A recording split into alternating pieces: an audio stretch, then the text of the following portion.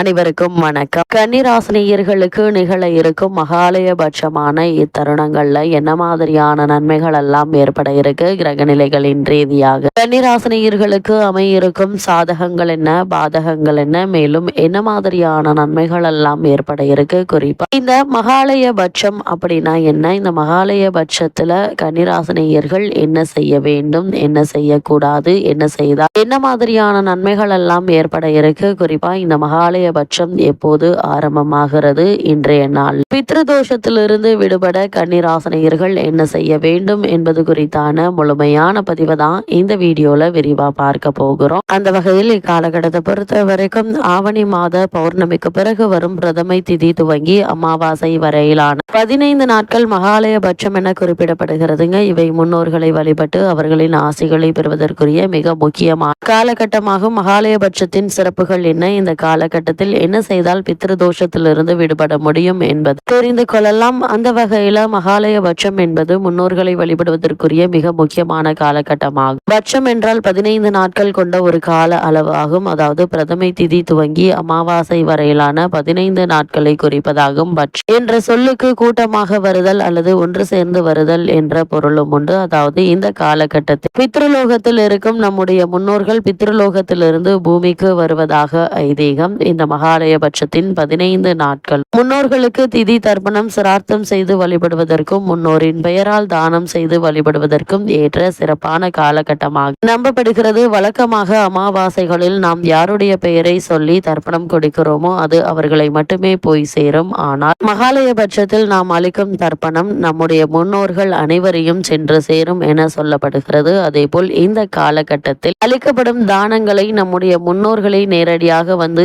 ஏற்று நமக்கு ஆசை வழங்குவதாகவும் ஐதீகம். அதனால் தான் மகாலயபட்சம் மிகவும் முக்கியமான காலமாக குறிப்பிடப்படுகிறது. இந்த 15 நாட்களும் நாம் செய்யும் வழிபாடுகள் பித்ருதோஷத்திலிருந்து மீண்டும் முன்னோர்களின் ஆசைகள் முழுவதுமாக பெற முடியும். மகாலயபட்சம் என்பது புரட்டாசி மாத அமாவாசைக்கு முந்தைய 15 நாட்கள் குறிப்பதாகும். இந்த நாட்கள் செய்யப்படும் முன்னோர் வழிபாடு குடும்பத்தில் ஏற்படும் துன்பங்கள், சுபகாரிய தடைகள், பொருளாதார இழப்புகள் ஆகியவற்றை போக்கி சுபிட்சத்தை உண்டாக்கும். மகாலயபட்சத்தில் மற்றும் தெரியாதவர்களுக்கும் இறந்து போன அனைத்து உயிர்களுக்கும் தர்ப்பணம் கொடுக்கலாம். அந்த வகையில் இந்த ஆண்டு பொறுத்தவரை செப்டம்பர் மாதம் 8ஆம் தேதி திங்கட்கிழமை மகாலயபட்சம் ஆரம்பமாகிறது. செப்டம்பர் 21ஆம் தேதி ஞாயிற்றுக்கிழமை மகாலய அமாவாசை வருகிறது. ஒரு வருடத்தில் வரக்கூடிய மிக முக்கியமான அமாவாசைகளில் மகாலய அமாவாசையும் ஒன்று. அதோடு இந்த ஆண்டு மகாலயபட்சம் திங்கட்கிழமையில் துவங்குவதும் மகாலய அமாவாசை ஞாயிற்றுக்கிழமையில் அமைவது மிகவும் விசேஷமானதாகும். திங்கட்கிழமை என்பது சந்திரனுக்குரிய நாள். சந்திரன் தாய்வழி உறவுக்கான கிரகமாகும். அதே போல் ஞாயிற்றுக்கிழமை அதிபதியான சூரியன் தந்தை வழி உறவுகளுக்கு காரணமான கிரகமாவார். இதனால் இந்த ஆண்டு மகாலய பட்சத்தில் விரதம் இருந்து முன்னோர்களை வழிபடுவதும் முன்னோர்களுக்குரிய தர்ப்பணம் போன்றவற்றை கொடுப்பதும்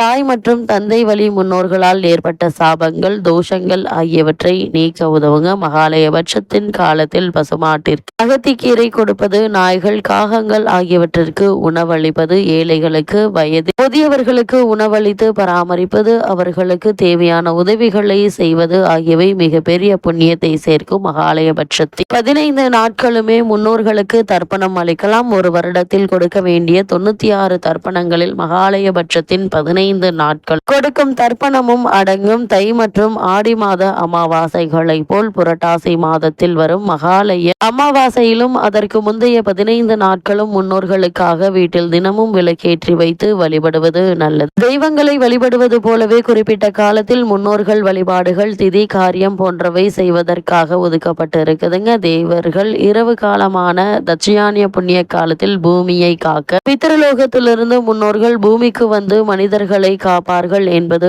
ஐதீகம். ஆடி மாதம் துவங்கி மார்கழி மாதம் முடியும் இந்த காலத்தில் புரட்டாசி மாத அமாவாசைக்கு முந்தைய 15 நாட்கள் மகாலயபட்சம் என பித்ரு காரியம் செய்ய ஏற்ற நாளாகும். புரட்டாசி மாதத்தில் பௌர்ணமிக்கு அடுத்த நாள் தொடங்கி அமாவாசை வரை நீடிக்கும் இந்த காலத்தில் நம் முன்னோர்கள் பித்ருலோகத்திலிருந்து பூமிக்கு வந்து நம்முடன் இருப்பதாக ஐதீகம்.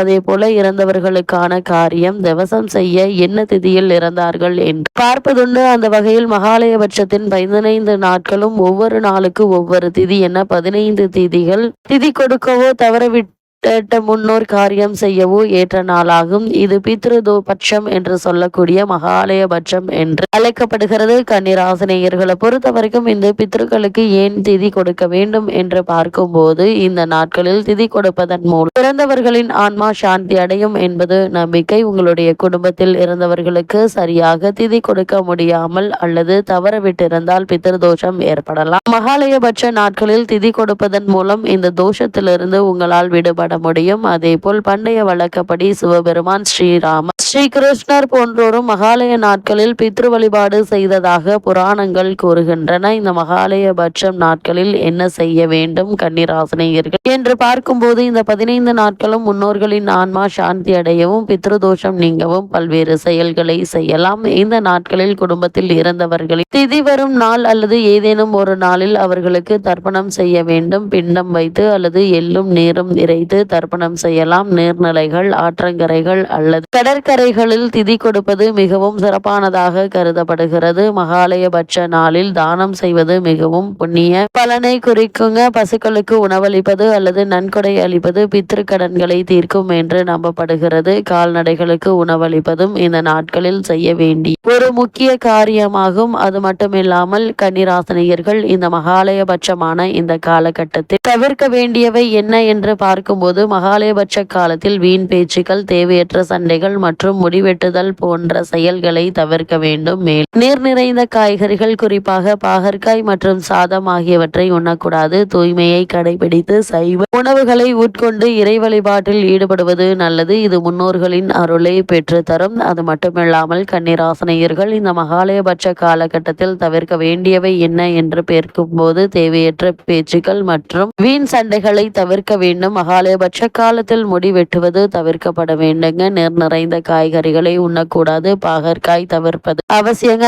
அதே போல் தவறுதலாக கூட சாதத்தை சாப்பிடக்கூடாது. மகாலயபட்ச காலகட்டத்தில் கன்னிராசினியர்கள் செய்ய வேண்டியவை என்ன என்று பார்க்கும்போது, வீட்டை சுத்தமாக வைத்திருப்பது அவசியம். மகாலயபட்ச காலத்தில் வீட்டினை சுத்தமாக வைத்திருக்க வேண்டும். அதே போல் இந்த நாட்களில் தினமும் குளித்து தூய்மையை பேண வேண்டும். சைவ உணவுகளை மட்டுமே உட்கொள்ள வேண்டும். தினமும் இறை வழிபாட்டில் ஈடுபடுவது நன்மை பயக்கும். மகாலயபட்சம் முழுவதும் பிரதமை முதல் அமாவாசை வரை முன்னோர்களுக்கு தர்ப்பணம் செய்யும் அவர்களை நினைவு கூற வேண்டும் என கூறப்படுகிறது. அந்த வகையில் கன்னிராசினியர்களை பொறுத்த வரைக்கும் மகாலயபட்சமான இந்த 15 நாட்கள் முழுவதுமே என்ன மாதிரியான நன்மைகள் எல்லாம் ஏற்பட இருக்கு, கிரக நிலைகளின் ரீதியாக அமையிருக்கும் சாதகங்கள் என்ன, பாதகங்கள் என்ன, மேலும் என்ன மாதிரியான முன்னேற்றங்கள் உங்களுடைய வாழ்வில் ஏற்பட இருக்கு என்று பார்க்கும்போது, இக்காலகட்டத்தை பொறுத்த வரைக்கும் நீங்கள் என்ன மாதிரியான முயற்சிகளை மேற்கொண்டாலும் அவற்றில் ஏற்பட்டு வரும் தடங்கல்கள், தாமதங்கள் விலகி நல்ல ஒரு முன்னேற்றத்தை இப்போது நீங்கள் தாராளமாக எதிர்பார்க்கலாங்க. அதே போல் சுபகாரிய முயற்சிகள்ல ஏற்பட்டு வரும் தடங்கள், தாமதங்களுக்கு பித்ரு காரணமாக இருக்கலாங்க. இதன் காரணமாக இன்றைய 15 நாட்கள் மற்றும் மகாலய அமாவாசைகளில் பித்ருக்களுக்கு திதி தர்ப்பணம் கொடுத்து வழிபடுவதன் மூலமாக உங்களுடைய வாழ்வில் என்ன மாதிரியான இன்னல்கள் எல்லாம் ஏற்பட்டு கொண்டிருக்கிறனவோ அவை படிப்படியாக குறைந்து முன்னேற்ற பலன்களை நீங்கள் தாராளமாக எதிர்பார்க்கலாங்க. அதே போல் குழந்தை பாக்கியத்திற்காக பல வருடங்களாக இயங்கிக் கொண்டிருப்பவர்கள் இந்த பித்ரு வழிபாடை மேற்கொள்வது நன்மைகளை